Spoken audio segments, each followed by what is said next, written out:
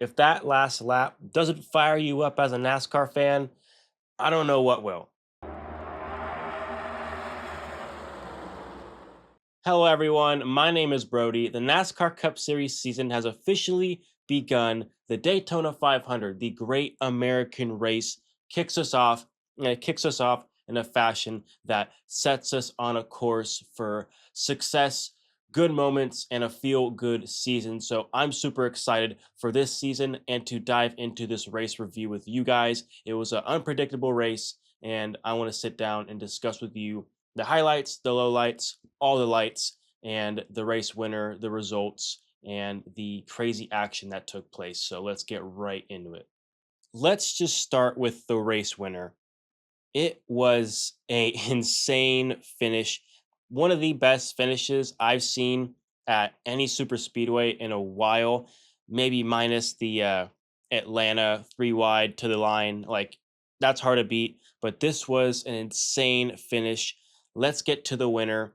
His name is Tyler Reddick and the number 45 Toyota Camry for 2311 Racing, who had a pretty miserable 2025 season, got only the one win at the Brickyard with Bubba Wallace. And Tyler Reddick, he went winless after making the Final Four in 2024, goes winless in 2025, bounces back in 2026, and wins the Great American Race in stellar, crazy fashion. So let's just break down the final lap. We're coming to the white flag. Carson Hocevar in the 77 is leading the race. Behind him is Eric Jones, who gets a big run. Eric Jones doesn't go to the inside. He chooses to push Hocevar, which then sends Hocevar into the outside wall, back across the field, taking out his teammate Michael McDowell in the 71, takes out Eric Jones in the process, sets off a pretty big wreck. Here comes Chase Elliott flying behind the high side with Zane Smith in 38. They look like they have the race in hand. And then Ricky Stenhouse Jr. looks like he's going to get a big push. He falls back, slips through the middle. Here comes Tyler Reddick and Riley Herbst on the bottom. Those two 2311 cars work together, push each other. It looks like Zane Smith backs off the gas in turn three to get a run, a push from Tyler Reddick in order to catch and make a move on Chase Elliott coming to the tri-oval. But Tyler Reddick whips that thing to the outside of Zane Smith, passes Zane Smith. They're on the tri-oval now. Chase Elliott's blocking. He blocks middle. Tyler Reddick gets another push from Riley Herbst, which was ultimately the push of the race because it propelled Tyler Reddick past Chase Elliott, makes a quick move to Chase Elliott's inside. Elliott can't block it, can't defend it. He then has to go up and block up high, but then eventually behind Elliott and Reddick, Riley Herbst makes a fatal mistake, turns himself over the nose of Brad Keselowski, sets off another big wreck coming to the line, takes out Joey Logano, Chase Elliott, Brad Keselowski, Riley Herbst, and then Tyler Reddick just zoom, wins the race in crazy, incredible fashion. Congratulations to Tyler Reddick, Michael Jordan, Denny Hamlin. Uh, a crazy offseason which featured a lawsuit, a poor 2025 season. They bounced back in the biggest way possible to kick off their 2026 campaign by winning the Daytona 500. In that fashion, crazy, feel good story. Really happy for that team. Happy for Michael Jordan. Happy for Denny Hamlin. And happy for Tyler Reddick, who had a very long winless streak, but he's back in the win column now. He wins and is the Daytona 500 champion. Congratulations to Tyler Reddick. I have a whole lot of notes for this race, so let's just get right into it. Kyle Busch obviously starts on pole, but we get a quick yellow, a very quick yellow. BJ McLeod, who was one of the transfer open cars for the dual races, he got in because Anthony Alfredo 62 Beard Motorsports car DQ'd. The 78 is in the top lane, and it looks like there's some sort of mechanical failure or a right rear tire goes down. He spins, and from that, we see Justin Allgaier, William Byron, Noah Gregson, and Chris Buescher all get damage. And another car that got damaged was Casey Mears, who was the other transferer in the dual races. So Both guys who work so hard to make it past the duels, get into the big show, are involved in wrecks early. BJ McLeod is the first DNF, and he's out of the race on like the first handful of laps, which is really, really unfortunate. We then restart, and before this race, it was noted that the wind was pushing, blowing hard, especially at turns 3 and 4. It was the windiest recorded Daytona 500 ever. We saw that early on. Kyle Busch, the pole sitter, gets extremely loose, would have spun out, leaving turn 4, but Brad Keselowski was to his inside. They make contact. Brad goes way out. They both save it. Good save overall. It probably would have been a wreck if Brad wasn't there, but thank God it wasn't, because that we don't want to see KB out that early. That would have been crushing. Shortly after this, we see SVG have a push go wrong, puts William Byron back into the wall, gets more damage on that 24, who he was going for a three-peat Daytona 500 victory. So this put him behind the ball early. We then see green flag pit stops, and Jimmy Johnson spins under his attempt to get to pit road. He was able to get fired, get back going, no caution. It was an interesting pit cycle. We had two groups, mainly Toyotas and Chevys, come down pit road, topped off with gas, and then they go on their way. But the group that ended up winning the stage, like making up a bulk of the top 10, they stayed out and they pushed the limits of their fuel economy, and they ended up making it. So Zane Smith, the number 38 front row Motorsports Mustang, gets the victory, and that's his first ever career stage win. So congratulations to Zane Smith. Early on, it's looking like the Fords and Toyotas are very, very strong. The Chevys never really got linked up, never got any teamwork going on early in stage one. It looked like Ford and Toyota were definitely the manufacturers to beat at that time. Because of the funky pit cycle we had in stage one, stage two, we saw a whole bunch of different players up at the front leading laps. We saw Cody Ware in the 51 get up there and lead some laps. Good for him. Good for the Rick Ware Racing group. We see Justin Allgaier and rookie Connor Zilic up there. But that doesn't last long because we get a wreck featuring both of those drivers. So we saw Connor Zilic up there slicing and dicing. He was very, very loose, sketchy loose.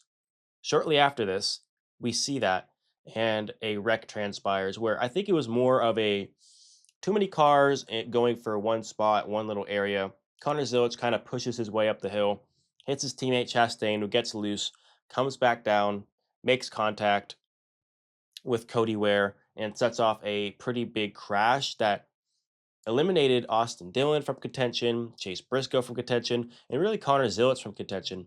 Austin Dillon had a very big impact on the nose, and Chase Briscoe was the brunt of that hit, suffered big damage as well. Zilic goes spinning. He has damage on the splitter. They all go laps down, or some to the garage to make repairs. We see more players up at the front, like Connor Zilic's teammate, SVG, the road course king, is leading laps at a super speedway. So very good, very encouraging to see that. And then the Kyle and Kyle show is back, the famous saying from 2018, the Chicagoland race. That is back. They were up there slicing and dicing in those Chevy Camaros. It was good to see that as well. But with all these new players up there, something was bound to go wrong. And it went wrong for Justin Allgaier, who was leading the pack, and Denny Hamlin, Ryan Blaney pushing each other very aggressively, obviously very experienced with these cars, experienced with the runs and the moves they can make. Allgaier was very late on the block, which eventually just turned himself into the outside wall, collecting another 20 cars total in this wreck. Huge wreck on the front straightaway. I bet there's some really cool fan videos of that wreck. I'd love to see that. But huge wreck coming to the new lap that it was. 20 cars total. The 23, the 12, the 45, and the 42 were the only ones that kind of made it through initially. John Hunter Nemechek on the 42 got damaged. Blaney got a little damage.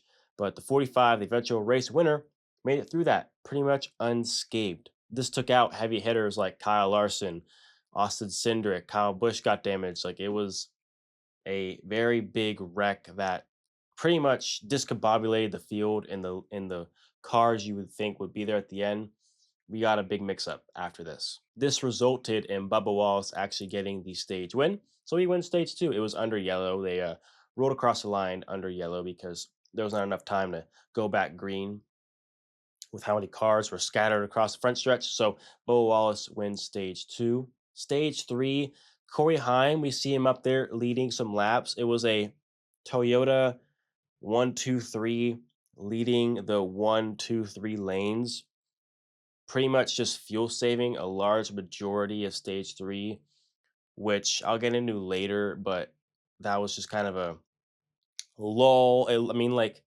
I'll just get into it later, but we see fuel saving. They're literally going 178 miles an hour in the turns. Like, come on. So that was a big part of stage three. We see green flag pit stops around lap 20. We get a weird sequence again where it's like 4 cars, 6 cars, 2 cars. Like it was kind of really, really broken up into a bunch of different segments during these pit stops. During the joining of the packs after the pit road sequence, we see the caution that inevitably leads to the great finish we saw. Christopher Bell got turned by a push that started from Corey Heim, who pushed Hamlin awkwardly, kind of took out Bell. It was a Toyota conundrum, to say the least. Bell was pretty much done right then and there, but this set us up for a 4 lap shootout. The 4 lap shootout was crazy. Hocevar's up there with his teammate Michael McDowell, who elected to stay out. He never pitted. He thought he could make it on fuel, which he was able to. And then, like I said, we come down to 1 to go. Teammates leading 2 lines. The rest is history. Tyler Reddick nabs the win.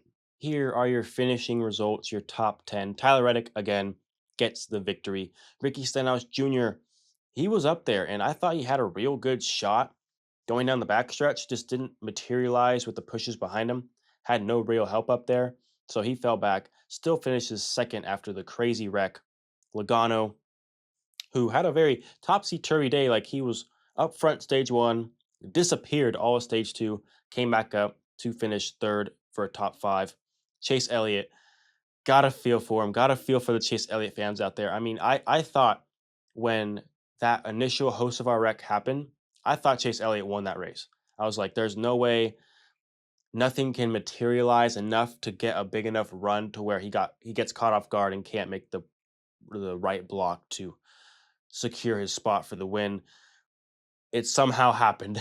And Tyler Reddick does an amazing move, and Elliott ends up on the bad side, gets wrecked, but he still comes home fourth with the top five. But that's just super heartbreaking. Brad Keselowski, with a broken femur and all, comes home with a top five. Congrats to Brad. That's an accomplishment in itself. He broke his femur, which is a 6 month recovery process. Comes back in two. Crazy stuff with a cane in the car, probably. Congrats to Brad on the top five. Zane Smith, who I thought had a chance to win this race, comes home sixth. Great outing for Zane Smith. That's really encouraging to see. He did great. Win stage one. He was consistently up there the entire day. Very good for Zane Smith. Other notables in the top 10, Riley Herbst. He made that bad block coming to the line, but he ends up with a top 10. Good for him. Josh Berry was a lap down at one point. He brings it home in the top 10 as well. And Bubba Wallace gets a top 10 to back up his 2311 teammates. So a really successful day for 2311 Racing. And Corey Heim put a good showing out as well. Here's a look at your 11th through 20th. Shout out to Noah Gregson. Was involved in that super early wreck with BJ McLeod. Got left rear damage. Bounces back for an 11th place finish. William Byron going for the three-peat. Doesn't happen, doesn't quite work out for him, but he was up there, put up a damn good fight. And for a second, I'm like, he actually might do it. Didn't work out, but well done for William Byron. Kyle Busch, your pole sitter, comes home in 15th. He got damage, and from the drop of the green flag, he was up there to start and then kind of fell back, was off sequence with his pit strategy to begin. And that just kind of set off a weird vibe for his race the rest of the day. He comes home in 15th. He's probably not happy with that. And you really want him to get a 500 here soon. You don't want another Tony Stewart scenario where he's a legend of the sport, doesn't get a 500 win. Maybe next year. Cody Ware is a top 20 finisher. Good for him. He led some laps. That's awesome to see. Here is your 21st through 30th. We have a lot of strong cars players here that were in the wreck that transpired on the final lap. So you see guys like Eric Jones, who gave Hocevar that push, Michael McDowell, Ty Gibbs, Cole Custer, who was up there leading laps too. That was cool to see. Ryan Preece, who did very well in the duels. John Hunter Nemechek, who was up there leading laps early. Ryan Blaney, who might have had one of the faster cars of the day. Corey Heim, like a lot of those guys got taken out in that final sequence, and they come home with finishing positions that didn't match the day they had. Here's 31st through 40th. More competitive cars and cars that just ran out of luck. Denny Hamlin, he arguably had one of the faster cars as well. One of the faster Toyotas out there for sure. Just was a victim of poor circumstance. He made an incredible move to get to Justin Allgaier's outside. Just unfortunate luck. But his car, his 2311 racing car, won. So I bet that lightens the sourness of the taste of not getting his 500 win. Connor Zilic, the rookie, in his first race, comes home 33rd. Not great. A learning curve. He's going to have a learning curve this season. I thought he did pretty well. He was up there with Allgaier, slicing and dicing at the front. He did well. Just looked unstable a bit at times. He will get better for sure. And then the last driver I want to mention, Alex Bowman, was just kind of a no-show the whole day, and then got involved in a wreck where took him out of contention, and we just forgot about him. He finishes 40th, the second to last car behind BJ McLeod, who wrecked in like the first handful of laps. So not a great start to the season for Alex Bowman, who needs a very good one. That was your race recap and your top finishers in position. To go over the entire race, my opinions, my thoughts, I think this was probably the best NASCAR Next Gen Daytona 500 we've seen over the course of the entire race. We still had the issues of fuel saving, and many drivers after the race, like Ryan Blaney, commented and said, "We have to fix this. We have to figure this out." It's a problem. I mean, you're sitting there watching the race, and you look at times like Talladega where they're four wide. It's a beautiful sight to behold. It's very picture worthy, and if you're a casual fan clicking through the channels or tapping through the channels and you see that, you're like, "Whoa, that's super cool. That's eye candy." But then you sit there and realize that nobody's going anywhere. It's just gridlock, it's just fuel saving. Everybody's 40, 50, 60% throttle. It's just hindering the overall pace of the race. It's hindering the entertainment value, which NASCAR values so much. The entertainment, it looks good, but nothing is happening. And that's what we saw a lot through each portion of the stages, especially in stage 3, which I thought, stage 1, stage 2, it was okay, it was fine, but stage 3, just it kind of dragged, and then you're just kind of sitting there, you're waiting. Okay, when do the pit stops happen? Because then we could finally turn it up a notch and go out there and race. That's what I want to transpire, happen, is just I want them just to go out there and race, like the truck series and the Xfinity series. Just go out there. Who cares about fuel? Just slicing and dicing the whole time. I I know that's like probably perfect world thinking. That's Monday night quarterbacking, but it would be nice to see, because we see it in the lower series, and obviously those series don't get as much eyes, viewership, eyeballs. The Cup Series gets all the eyeballs, all the money, and we don't see it, and it's just unfortunate. I don't know what the solution is. If you take away the stages, I mean, would it just be a fuel saving to the end? I don't think so. I think it will be beneficial to get rid of the stages. That could be a video for another time, a discussion for another time. But the fuel saving kind of dragged on, ruined the pace of the race just a little bit in my mind. But if we're looking at the race overall, I thought the cars looked more racy than they have in years past the Daytona 500. The continuity between teams lacked. It was similar to the truck race. If you watched my truck race review for the Daytona, it was a lack of team continuity, lack of team orders that propelled that race to being as good as it was. We saw a little bit of that today. A lot of the teams never really got paired, got linked as well as they should have. Again, stage three, it was literally three Toyotas just blocking the entire track like that. It wasn't great. But stage one, stage two, it was good competitive racing between Fords like Team Penske and RCR and the Haas factory team in 2311 Racing. Like there was just like a car of each team up there battling, not really worried about team orders. That's the stuff that I like to see. That's real, pure speedway racing at its finest. I think this was probably the most unpredictable Daytona 500 we had in a long time too. You saw through practice and qualifying times, there was like never a clear winner, a clear fastest best car, not a clear fastest manufacturer or team. It was just kind of all across the board, super similar, but like scattered amongst the manufacturers and the teams. And through the entire race, I couldn't pick out the best car. I mean, Kyle Busch sat on pole, but he fell back. And then you have a lot of comers and goers like that. I thought Blaney was good. I think Hamlin was good. Hocevar was obviously fast. And then the Hendrick cars weren't really up to speed. I mean, Elliott was probably the best. Larson was up there leading a bit. Chase Briscoe was up there before he got taken out. So it was just, you couldn't pick out a favorite, which I think was good.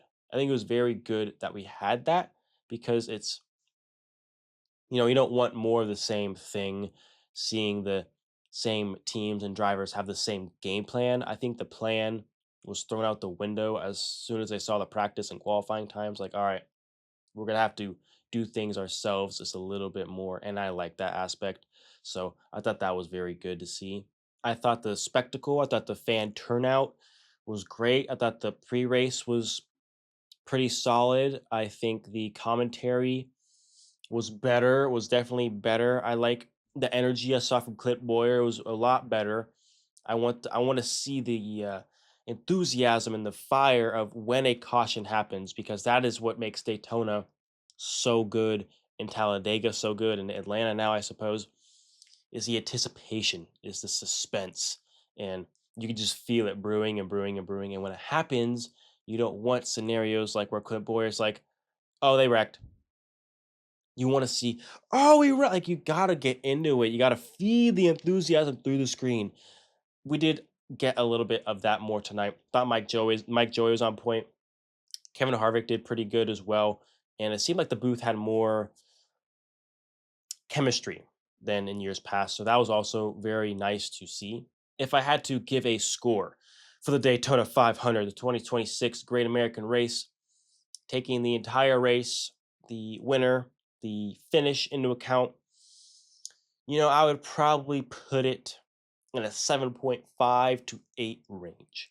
I think if we didn't have any fuel saving and we saw a bit more of a racy field like we saw in early stage one and a bit in stage two, more throughout the duration, we could have seen it 9 up there. But there were some points that dragged on. But overall, I thought it was pretty good for Daytona 500 standards and pretty good for next gen drafting track standards. That's going to do it for me, guys. The Daytona 500 race review and reaction from me. Again, I thought it was a very good race and a very good opener kickoff to the NASCAR season. I'm super excited to get into it and do these race reviews for you guys. It's more incentive for me to watch the races, and then I get to come home and record a video for you guys and explain, like how what I was thinking and what happened for during the race. Like it's just fun for me. So I hope you guys do enjoy these videos, enjoy these race reactions and recaps. So let me know your thoughts in the comments below. Did you like the video, and what were your thoughts on the Daytona 500 in general? Did your drivers do well? Did some wrecks happen that you thought were someone's fault, or like just let me know your thoughts of the race overall. I would love to hear it and discuss with race fans.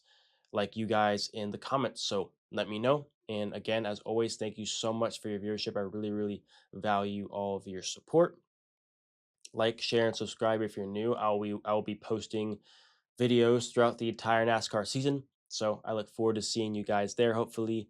So yeah, have a great, wonderful, and even splendid rest of your day. See ya.